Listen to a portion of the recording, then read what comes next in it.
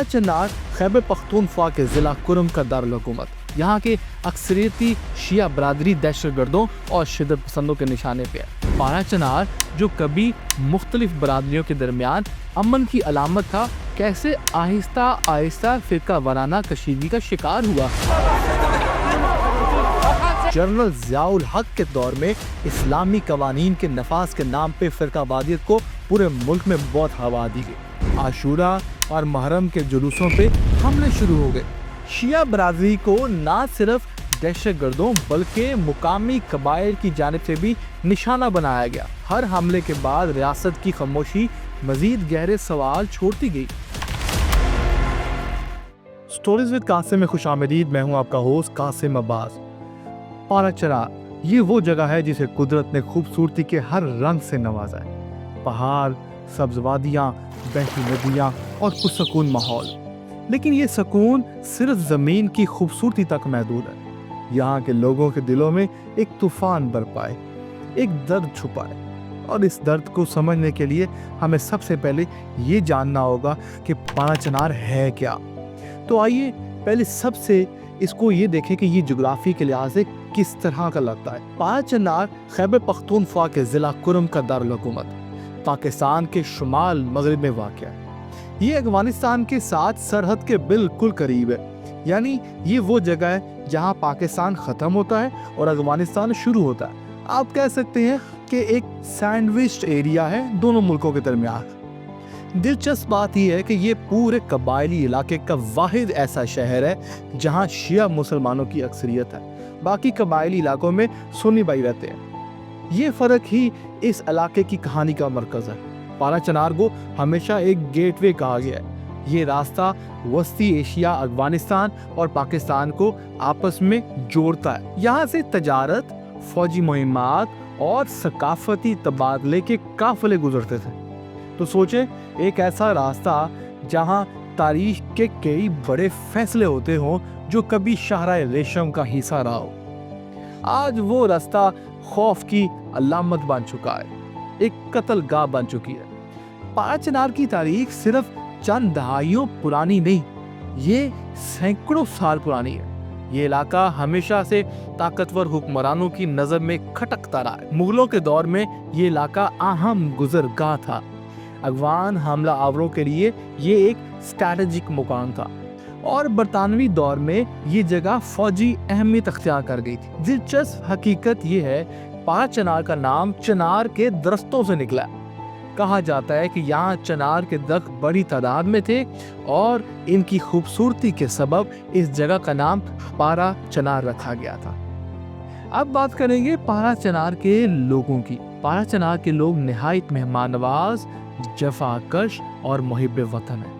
यहाँ के लोग ज़्यादातर ज़राअत से वाबस्ता हैं। गंदम, मकई और फलों की पैदावार इस इलाके की मैशियत का बड़ा हिस्सा है। यहाँ के सेब और अनार भी मशहूर हैं। लेकिन यहाँ के लोगों की ज़िंदगी सिर्फ खेतों और फसलों तक महदूद नहीं।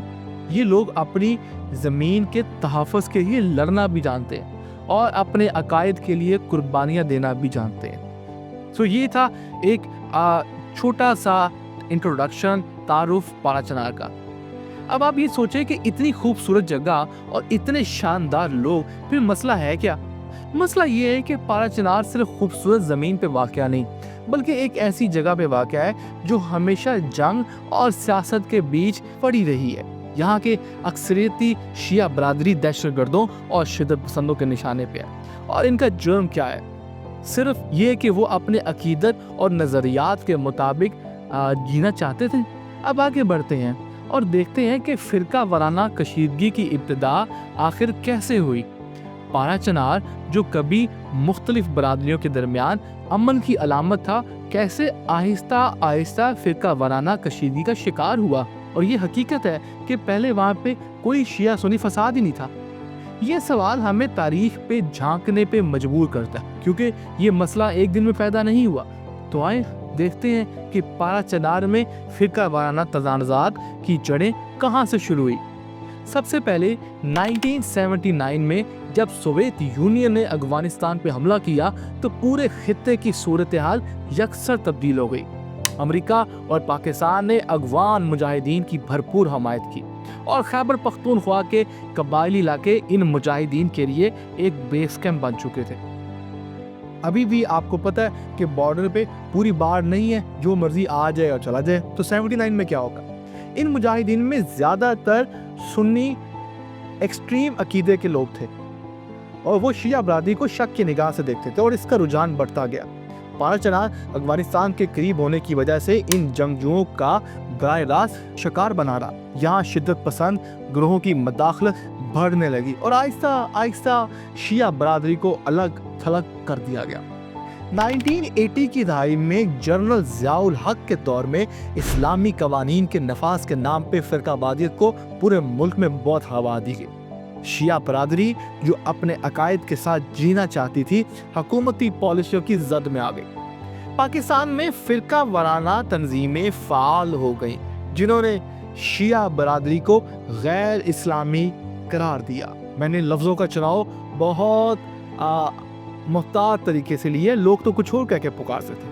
پارا چنار میں یہ تنظیمیں شدت پسند نظریات کے ساتھ داخل ہوئیں اور شیعہ کمیونٹی کو نشانہ بنانا شروع کر دیا۔ دلچسپ مگر تلخ حقیقت ہے، ضیاء دور میں مدارس کی تعداد میں بے تحاشا اضافہ ہوا، جن میں سے کئی نے شدت پسندی اور فرقہ واریت کو فروغ دیا۔ ان مدارس کے فارغ التحصیل افراد نے شیعہ کمیونٹی کے خلاف منظم حملوں کی بنیاد رکھی۔ پارا چنار میں زمینوں کی ملکیت پہ بھی تنازعات بڑھا دیے گئے۔ شدت پسند گروپوں نے شیعہ برادریوں کی زمینوں پہ قبضے شروع کر دیے اور انہیں اپنے گھروں سے بے دخل کرنا شروع کر دیا۔ پارا چنار کو دیگر علاقوں سے ملانے والے تمام راستے بھی بند کر دیے گئے۔ یہ اقدام شیعہ برادری کو اقتصادی طور پہ کمزور کرنے کے لیے ہی کیا گیا تھا۔ عاشورہ اور محرم کے جلوسوں پہ حملے شروع ہو گئے، مساجد اور امام بارگاہوں کو نشانہ بنانا شروع کر دیا گیا، جس سے شیعہ برادری میں ایک خوف کی اور غم کی لہر پیدا ہوئی۔ 1980 کے بعد پارا چنار کو ایک غیر اعلانیہ جنگ کا میدان بنا دیا گیا۔ شدت پسندوں نے یہاں فرقہ وارانہ بنیاد پہ قتل عام شروع کر دیا۔ شیعہ برادری کو نہ صرف دہشت گردوں بلکہ مقامی قبائل کی جانب سے بھی نشانہ بنایا گیا جو شدت پسند نظریات سے متاثر تھے۔ پارا چنار جہاں مختلف مذاہب اور عقائد کے لوگ صدیوں سے رہ رہے تھے، اب فرقہ واریت کی آگ میں جلنے لگے اور آج تک جل رہے ہیں۔ یہ وہ وقت تھا جب شیعہ برادری نے خود کو اکیلا محسوس کیا، کیونکہ حکومت، سیاستدان اور سیکیورٹی ادارے سب خاموش تماشائی بنے ہوئے تھے۔ یہ وہ وقت تھا جب پارا چنار کے لوگ سوچنے پہ مجبور ہو گئے کہ کیا یہ زمین ان کے لیے محفوظ نہیں یا رہنے کے قابل نہیں۔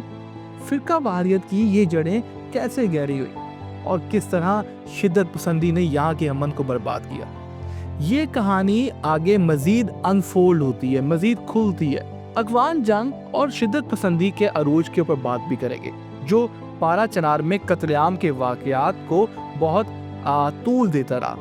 پارا چنار میں قتل عام کے واقعات کوئی نئے نہیں تھے، یہ وہ جگہ ہے جہاں زمین نے خون جذب کیا ہے اور ہواؤں نے مظلوموں کی چیخیں سنی ہے۔ یہاں کے شیعہ مسلمانوں کو صرف ان کے عقیدے کی وجہ سے ہی بارہا نشانہ بنایا گیا اور ہر حملے کے بعد ریاست کی خاموشی مزید گہرے سوال چھوڑتی گئی۔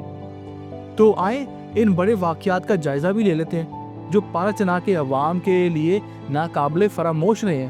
مثال کے طور پہ 2007 میں مین بازار دھماکہ، یہ حملہ پارا چنار کے مین بازار میں ہوا جہاں روز مرہ کی خریداری کے لیے لوگ جمع ہوا کرتے ہیں۔ آپ کو پتہ منڈی کا کس طرح کا ایک رجحان ہوتا ہے۔ دھماکے میں درجنوں افراد شہید ہو گئے اور متعدد زخمی بھی ہوئے۔